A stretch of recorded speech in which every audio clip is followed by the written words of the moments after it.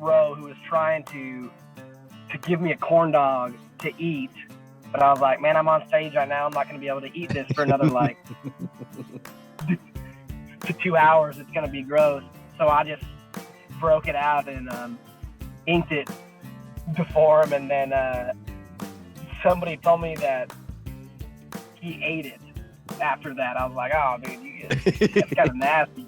This is Hops and Spirits Bar Conversations. Come for the craft beer, bourbon, whiskey, and great drinks. Stay for the conversations. I hope you're enjoying National Bourbon Heritage Month as much as I am. I hope you're getting to enjoy some maybe new bourbon. Maybe you bought some new bottles. Maybe you just had some bourbon barrel aged beer or coffee or something else. Maybe some food. I mean, pretty much anything can be barrel aged these days, or so it seems. I know I'm having a blast here on Whiskey Week. Smith and Wesley last week was an absolute blast. The impromptu takeover, as we had a little bit of technical difficulties, turned into gold. You just never know how that's going to turn out. But it was a lot of fun. And this week's episode is a lot of fun. Our bar conversations is with rising country superstar. I'm going to call him a superstar because I think that's where he's destined to be. And that's Ian Munsick. He joins to talk about his new single, his new music, and just his career in general. And on Whiskey 101 for Tasting Notes, Chad Watson tells us why you should try some rye whiskey. Let's not waste any more time and get to the show. It's almost time. Where did I put those? Here they are. It's time for Tasting Notes. Welcome back to another Tasting Notes, and once again, he's back with us, just like Eminem. We what would we do without him? Please welcome in, a.k.a. My Daily Bourbon, Chad Watson. I wish I had a little, like, wah. If only I was cool enough to figure out how to do that on this recording software. I think I can. I just don't know how to actually, do the horns and the blaring. But Chad, welcome back for Whiskey 101, Part 2. Hey, thanks for having me. I appreciate it. Well, it's always fun to talk with you, and the more I do, the more I think maybe there's a little bit of similarity in what we enjoy, because what we're about to talk to, when I first got into this, I was like, rye, what is this? What is this?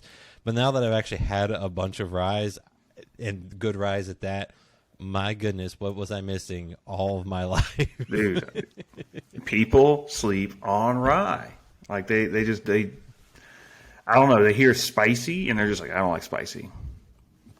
It scares me. Well, and I don't know about you, but, as we get into, experimenting with rye, folks taking that step from maybe their typical bourbon to something else, I've thought of it this way. If you don't really like it, you're probably going to it's going to be spicier to you. But if you do like it, I almost think it's sweeter to me, and I don't know why that is. Yeah, I mean, just for example, because we were talking about before we started recording, this rye right here is a Kentucky 95.5.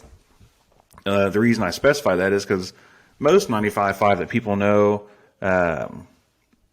is from Indiana. So this is not New Riff. This is a distillery in Bardstown, Kentucky. And it is, it's a tropical fruit bomb. It's sweet. You do get some spice in there, but it's not earthy. It's crazy. I keep preaching this rye, especially to bourbon drinkers, because there's so much dessert and fruit to it that I can't believe it's 122 proof and that it's 95% rye. It just, usually people hear that and like, it's a lot of spice. But if you experiment out there, there are so many options that are like this rare character. And it's a great name for something as well, to try something different. But as you mentioned, when you're looking to maybe move away from the bourbons that you've always had and go to a rye whiskey, what should you be looking at? Because there is definitely a difference between the two. Oh yeah. So it depends on. So if you're coming from bourbon or Scotch, you might be intimidated by hearing the terms 95% rye or 95.5. But no matter what you look at, some ryes can have 51% rye to them, and they could be too spicy for me. But those are the things you want to look at. You won't find it much around the Kentucky parts, but your Sazerac rye or Old Forester rye, Jim Beam rye, Knob Creek rye, Russell's rye, Wild Turkey rye. Those are everything but the Sazerac rye. Those are all ryes that are on the shelf almost every day. They're all a very, very, very similar mash bill, anywhere between 51 and like 60% rye, but they also have corn and malted barley, so it really brings in that sweetness. So a key thing to think about is if there's a big distillery out there that makes a really good everyday bourbon, they probably also make a really good everyday rye. So like Old Forester, their rye for $20 can't be beat at the value. There's nothing that can come in at $20 and beat it. It is just a solid rye. Wild Turkey 101 probably my number 2. 101 rye is fantastic. It's a few dollars more, but I mean you're still getting enough of the rye grain in there, some of that earthiness, some of that citrus, a little bit of the spice, but the corn and malted barley kind of help balance it out and bring in those sweet stone fruits and a little bit of a tame finish. So people think, it's spicy. I don't like spicy. Spicy's going to hurt. It's mean. I'll go eat Mexican food all day long, but I hate spicy whiskey. And what most people don't realize is, you say like a high rye bourbon, like I don't like rye. It's like 99% of all the bourbon you're drinking has a rye content to it. That's where the spice comes from, besides the wood. But I mean, you can very easily just get a $20 bottle of rye. And I mean, if you don't like cocktails, or if you like cocktails, every cocktail I make for the most part, except unless I'm doing it for a video or just want to change it up, is a rye cocktail. Old fashions, Manhattans, even whiskey sours. Like I'll do like Wild Turkey 101 and Coke. I just think rye is a good everyday mixer, and it's a better foundation for me. So, and usually my first pour of the day here lately has been a rye whiskey. Well, like I said, I've become a huge fan, and what I've also learned too is, first you think of, like you just said, maybe there's just everyday rye out there, but there are more beyond that. I think of, Minor Case Rye. It's a younger rye, but it's finished in sherry cask. You see even finished ryes and different type of things out there. Middle West Spirits does a dark pumpernickel rye based off of there. So you can also, if you've dived a little bit into rye, you can then expand out beyond that as well. Yeah, there's a ton of stuff in rye. I mean, the big rye we've seen this year, barrel seagrass. So I mean, everyone who is anyone has, if you've not tried it, you're not the cool kid. If that's been the item this year, and there's so much fun. And when you try it, to me, it doesn't taste like a rye whiskey. I mean, yeah, they finished it to hell and back, but it's a good example of this probably wouldn't work with a bourbon because a bourbon would be too sweet as a base layer. I'm not saying that they might not do a seagrass bourbon release at some point. I'm sure they're going to try, but rye, I mean, there's just so many possibilities. Like you mentioned, Minor Case. That's a fantastic rye. Another one that's one of my favorites is Chicken Cock Rye. I absolutely love their stuff. I lost my. There's I can't think of who it. Oh, Jefferson's Cognac. I was gonna say it's Cognac barrel. Like rye and a Cognac barrel, you wouldn't think. I mean, to me, there's just so much more variety out there, and maybe it's because I've been into bourbon for so long that over the last 2 or 3 years, I've really kind of gotten into rye, so I'm really re-experiencing it all over again.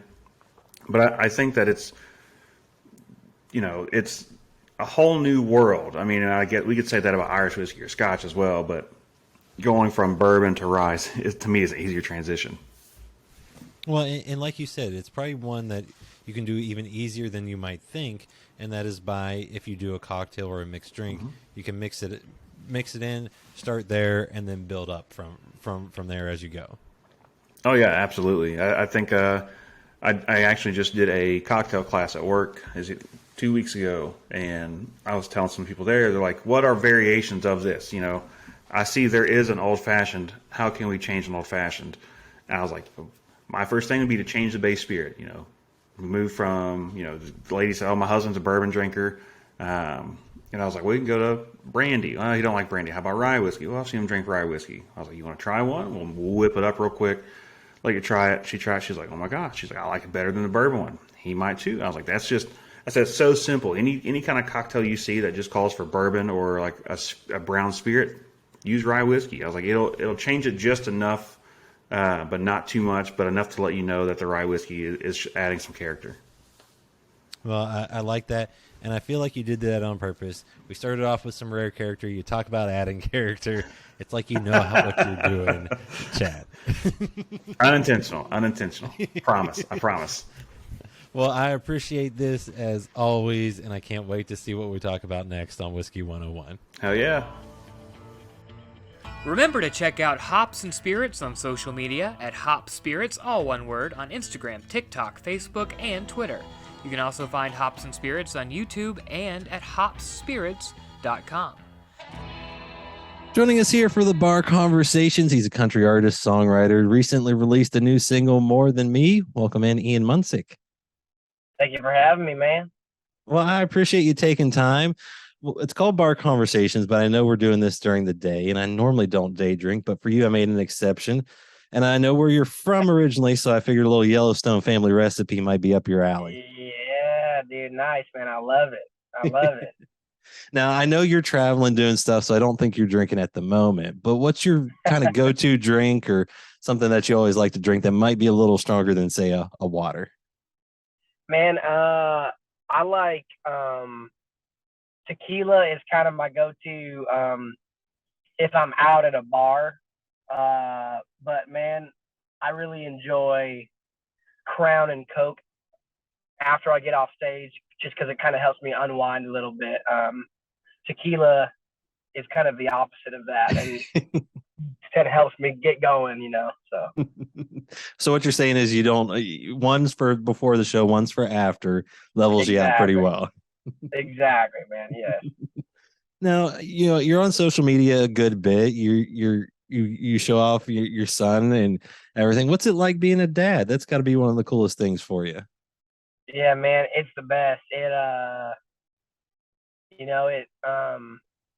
definitely changed everything in my life, because now I have a greater purpose of just me, you know.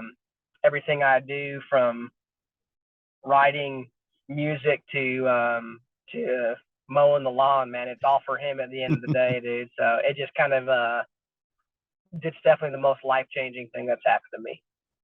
Now, how old is he? He is 2.5.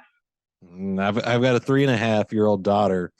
Well, oh, cool. For you, I'm guessing it didn't change a whole lot in your lifestyle in the sense of waking up at different hours, you know, things like that, because, you know, life of a musician. No, yeah.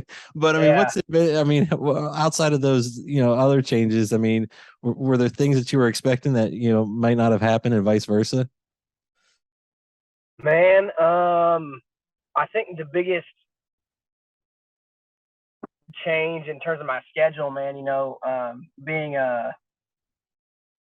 musician, you usually have a late night, which means you wake up later in the day. But man, I get home off the road, and my wife's been watching him for the last 3 days, and she needs a break.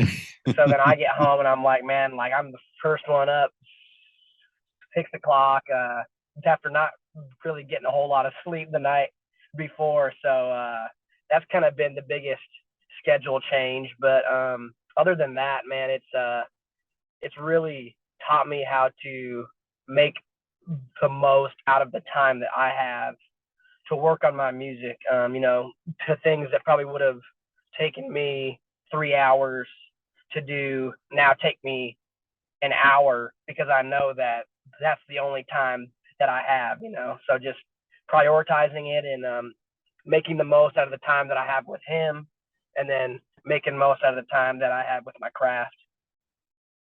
I was gonna say they're definitely kids are definitely like an alarm clock that just, you don't even really need to set one. They just wake you up.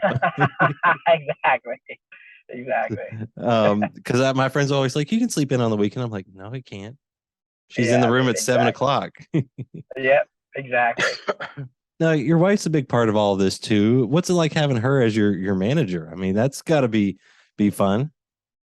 It is, man. Yeah, she man, she kills it. She's really in tune with branding. That's kind of her main thing. So anything with the eyes is all her, and then everything with the ears is all me, man. Because I could care less about images and the color schemes and stuff like that. All I care about is music, But she was really the one that put those and harmonized them with my music. And all of our merchandise is designed by her. Like all the color schemes. The majority of my Instagram is her. So, man, it's really she's a key part of who I am as an artist, and we get to travel the world together, and we get to bring our 2-year-old to the majority of the places as well, man. So I'm just very grateful to still be able to get as much family time out on the road without having to sacrifice that every time I leave, Well, and I was gonna say, I mean, you say she's the eyes, but she's a little bit of the ears too, because she had a big role in your chart-topping duet with Cody Johnson, right? Yeah, she did, man. So she's just really smart, man. She's kind of I'm the ask permission. She's the ask forgiveness. So she'll just go out and do whatever she thinks needs to be done, man. And we were on tour with Cody last year, and for the first half of this year as well. And we were playing in Utah, and right after I got off stage, Cody was kind of in the hallways of the arena, and she ran into him, and she said, I just caught his set, and man, the crowd really loves him. And thankfully, we were kind of in my stomping grounds in the Rocky Mountain area, where we have a pretty good fan base out there. And she's like, yeah, this is kind of his territory. And they got to talking a little bit more, and the Caroline just kind of out of the blue was like, hey, he actually has this tune that we think that you'll really like. And he was probably like, oh, great, another new artist trying to get me on a song. Like, here we go again. So he's like, yeah, I guess I'll go listen to it. So he goes onto his tour bus and listens to Long Live Cowgirls for the first time. And he came right off the bus and came up to my wife and said, hell yes, I'm in. And man, so without her, I probably would have never had the courage to ask him, So she's a keeper. She's a keeper. You're going to keep her, yeah, her around in more sure. ways than one. And for you and family, I mean, it's a large role. I feel like just for how you grew up to now. What was it like growing up? Kind of also in a musical family. Your brothers, dads still play together. They open for you, I think, at the one of the festivals you were at recently. I mean, how cool is all of that? Man, it's amazing. I have 2 older brothers and my dad. They all play music. They all write music. So being the youngest, man, it was just always in our house. There was always a fiddle playing in our house. There was always the guitars going on. There was a lot of harmonies always in our house, man. And old cowboy music to country and western music to just old country music, and everything in between, man. Gospel music, bluegrass music, rock and roll music. I mean, it was all there, and having my 2 older brothers too, I inherited their albums. And when I say inherited, I mean stole. By the time I was 8 years old, I had the Eminem in my CD player Walkman, and like the teachers are like, "Oh, you shouldn't be listening to Eminem," like all that stuff. Like, well, to my 2 older brothers like him, so how come I can't? So I just always had those influences at a very, very young age, and I always knew exactly what I wanted to do with my life, and it was play music. And it was because I had my two older brothers and my dad that just instilled that from the very beginning. Well, I mean, you mentioned those influences, from your family, but also some of the music you were growing up with. I feel like too, I think I read somewhere where either you said it or someone said it about you, that because of kind of how country has gone, all those influences that you grew up with, you came in like for you personally, like almost at the right time. Yeah, man, absolutely. The country music for a long time was just going more and more and more and more away from the roots of country music. And that's not a bad thing, man. I think that it's important because it allows it to grow to a wider audience. So there's nothing wrong with that, But at the end of the day, man, the country music will always go back to the way it was, just like it did in the 80s when it was really poppy for a while, and then the 90s country came right back to where it was at, and then like it kind of strayed away, came back in the 2000s, and then boom, it's coming back now, So I think that being a new artist right now and having the brand and the style of country music that I have, I just think it's all really, really good timing. Well, and you're from Wyoming, what was it like out there, and how did that impact you and just kind of who you are and the music that you make? Man, so I grew up on a cattle ranch out there. So, mountains, prairies, horses, cattle, cowboys, cowgirls. That was a culture that I grew up in. So there's a lot of that in my music, obviously. And growing up in Wyoming, I never heard songs on the radio about that area. Like it was always about Georgia or Texas, those kind of places that have reigned over country music for the last 50 years. But man, I knew that I always had a unique upbringing, growing up on a cattle ranch in the least populated state, where the country is about as country as it is. I mean, people eat, sleep, and breathe to country music and that culture out there. So when I moved to Nashville about 10 years ago, I promised myself that I would bring a piece of the West to the rest, as I like to say. I like that. I like that a lot. And, it's still near and dear to your heart. You, I believe, raised more than $50,000 with the Wyoming for Montana benefit show. Yeah. And that was held at a very special place for you. Can you talk a little bit about all of that and how it came together? Yeah, man. So I think that was just over a week ago. We played in the small town of Emigrant to Montana, which is right in the Paradise Valley area. That's about an hour away from Bozeman. And it just so happens that my wife and I got married there 2 years ago, and it's one of the most beautiful places on earth, man. And we love going out there.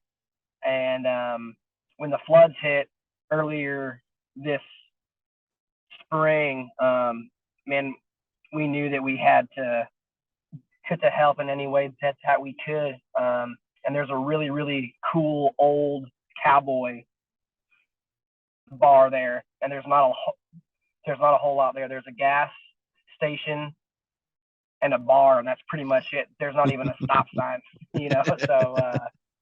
So there's a really cool bar there that to get some really cool live music. So we decided to hold a fundraiser there, and I asked a few Wyoming artists to join us, and man, they all said yes. And Wyoming and Montana really have a brotherhood, man, because they're the last two cowboy states, in my opinion. So just being able to go up there and help them out in a place that holds a lot of sentimental value for my wife and I was really, really cool, man. And we got to raise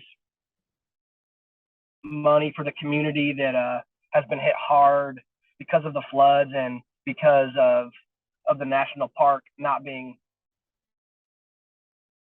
open. The commerce there has been struggling for the last few months, man. So just being able to raise that for them and to bring as much attention as we could to them, it just, I think that anytime I can give back to the community that's given me my inspiration, man, I'm going to do it whenever I can. So it was really cool. Well, and you mentioned it, was where you and your wife got married, and I believe your son, and I'm not sure if your wife also made an appearance in the latest video you did for More Than Me. Yeah, did they finally More make their Than Me, debuts? Yep. Yeah, man, they were both in there, and that was actually filmed just a couple of miles away from where we held the benefit concert at. So we love to make videos out there just because it's really easy to make it look beautiful, because it is beautiful, man. Huge mountains everywhere you look. So. Oh no, I totally get that. When we went out to Jackson Hole for our honeymoon, and we're taking the picture in front of the Tetons, they're like, "This is the most photographed barn in the world." And I was like, "What?" And then you look and you go, "Nope, makes sense. And you realize why. Yeah, yeah, man, exactly. It's not. Exactly. It's beautiful out there. And your new single, More Than Me. Did you really take 3 years to write that song? Yeah, man, I did. It was a long process. That's dedication. Yeah, man. No, dude, it was one of those where I had the idea, like and it's all a true story. I saw my friend get married 3 years ago, maybe 4 years ago now. And he said those words, "She loves Jesus more than me." And it just hit me right there. I was like, oh gosh, dang, that's money, man. So then I just mulled it over and tried to figure out a way to make each verse hit in a unique way. So the first one is him. The next one is me hoping I find a woman like that, and then a third verse is having a son and my wife to loving him more than me. So man, I'm glad that it took that long to write it, because had I just done the whole thing after I heard him do it, it would have just been his story. But man, just having lived all those years of life, really connecting it with me, man, I think that's how the best tunes are written, man, because if you put your personal experience in there, the chances are that other people are gonna have that experience as well. Well, and I was going to say, for you when you're writing, is it a lot of personal experiences, or at least drawing from inspiration of those? I mean, how does that go for you? Yeah, man, absolutely. All of my songs that have the most connection with other people are the ones that I have the most connection with personally. And yeah, man, those are always the ones that stand out. And the ones that I usually don't release, just because I just know that it's not me, Yeah, might be for someone else, but it's not for you. Exactly, man. Yes, exactly. Well, now I must say my daughter enjoys of all the songs of yours, "Cowboy Killer." She loves that. She loves the Nice. melody in there, so some of the background vocals and everything. She loves that. You know, Yeah, kids love that one. and it's so funny. And you've released a few songs this year. You got More Than Me, Cowboy Killer, Long Live Mhm. Cowgirls. I mean, are you building toward another album, EP? Where are we headed with all this? Yeah, Can man, I got album 2 is on its way. I can't officially announce when yet, but it's coming very, very soon, man. It's yeah, man, we got a whole stack of tunes ready. that is awesome to hear. And you've also been on tour. You're hitting a whole lot of places. I know you've been wrapping up Yeah, in Texas. You're coming up to where I'm based out of here at the end of September in Lexington, Kentucky, North Carolina yeah, man. as well. I mean, what's all that been like? Being out on tour and getting to see everybody. Man, it's been great. 2021 was the last year, or was the first year that we actually hit the road hard, man, with me and my band.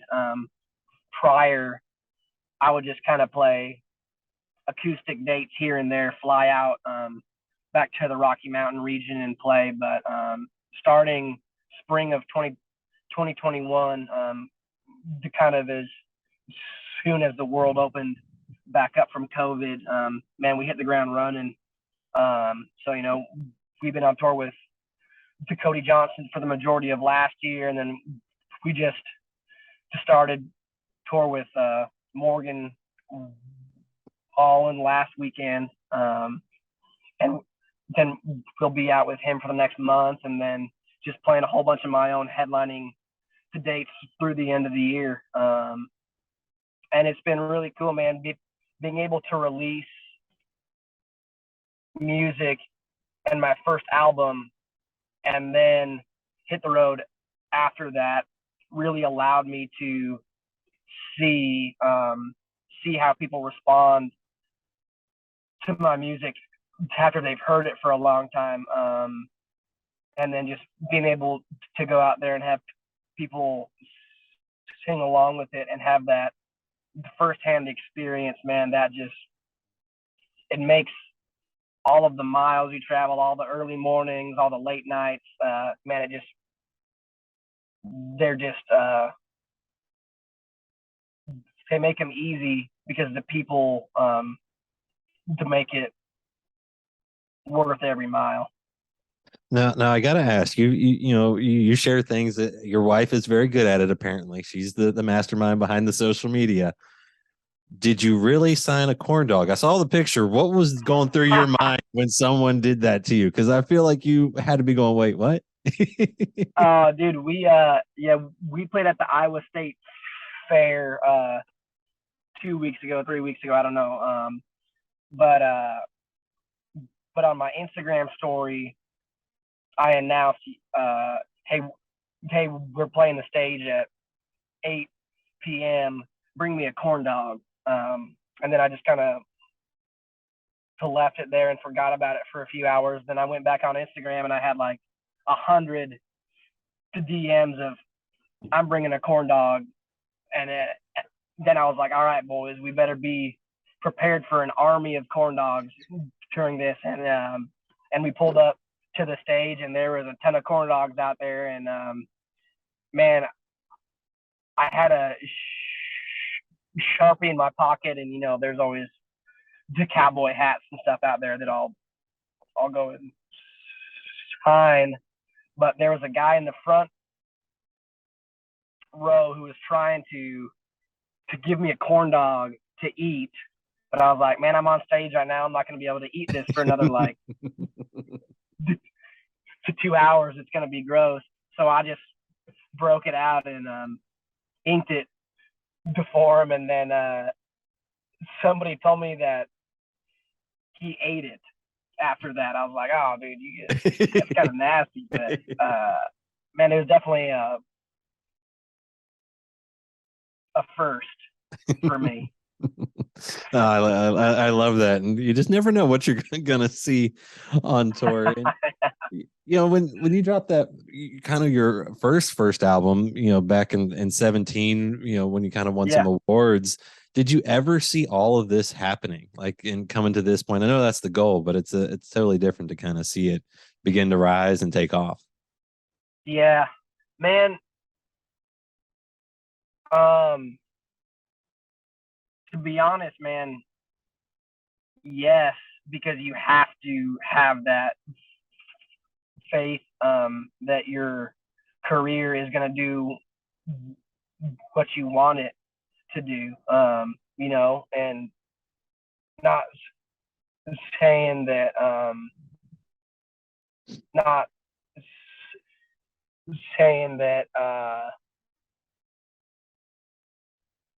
man, it's just ever since I was a kid, I've always known that I want to be a country music artist, and even if my career ended tomorrow, I would be okay with it because I've gotten to make music and perform that music for the last 29 years of my life, so I think that I'm the luckiest guy in the world, man, and I have my dream job, and I can help people through my music, which is the best part about it all, man. So did I think that I was going to be on tour with Morgan Wallen this year? No, but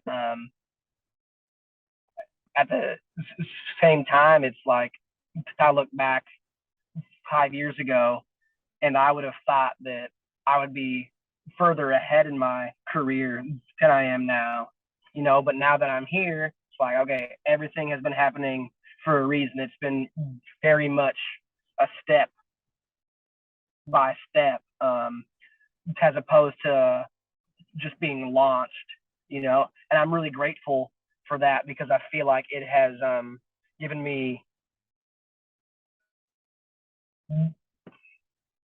patience and allowed me to enjoy each step along the way, man, because if you blow up out of nowhere, then you get to miss so much of what makes you appreciate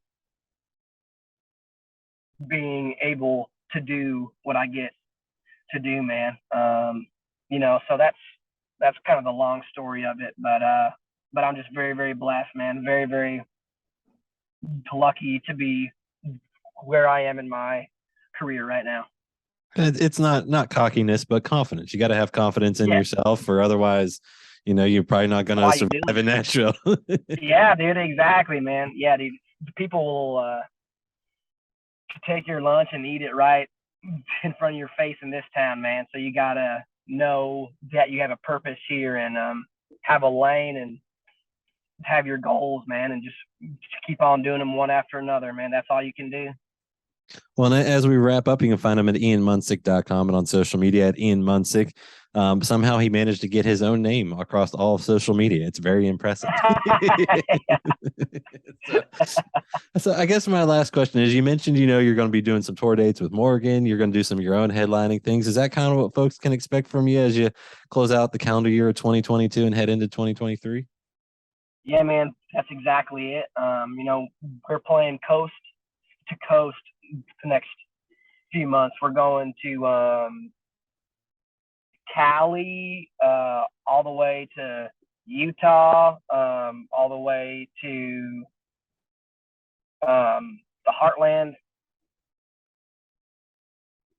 Illinois, and across the Midwest to Kentucky, all the way to the east, man. So we're going to kind of be everywhere, and this same goes for the beginning of 2023.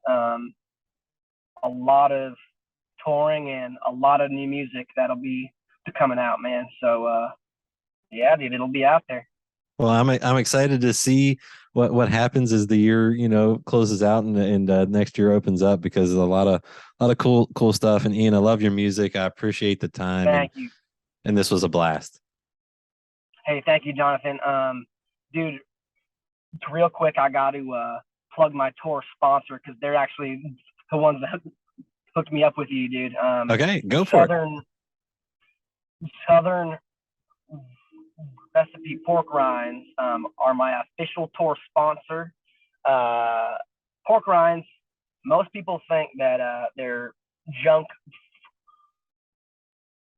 food because they taste really good. But dude, the truth about the pork rind is that it is actually extremely healthy for you. It's great for the keto diet, great for the gluten-free diet, high protein, low carb, and Southern Recipe has the best in the game, man. They have awesome flavors, and I would not be able to tour as hard as I do without those guys, and I wouldn't be here with you today had it not been for them, man. So Southern Recipe pork rinds, they're the best.